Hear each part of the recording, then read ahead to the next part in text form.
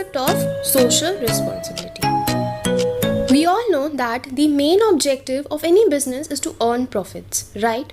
How does a business earn profit? A business earns profit when it has the production of goods and services.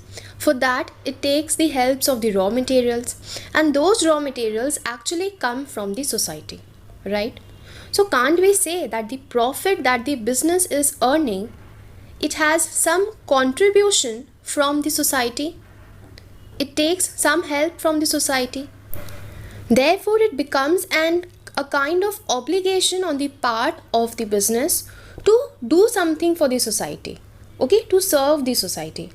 And therefore, the concept of social responsibility comes in.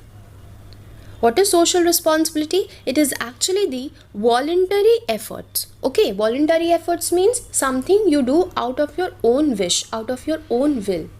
Okay, so social responsibility relates to the voluntary efforts on the part of the businessman for what? To contribute to the social well-being, to contribute for the society, to do something good for the society. Why? I gave you the reason. Because the profit or the growth that the business is seeing, it is actually taking some help from the society and doing that way. So it becomes an obligation, it becomes a responsibility of the business to do something good for the society also.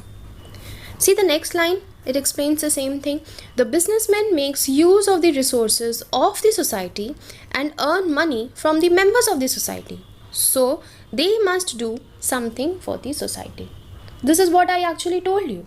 The businessmen, they cannot exist in isolation. Okay, they need help from the society. They take the raw materials from the society. They produce the goods and services which are again sold back to the people of the society.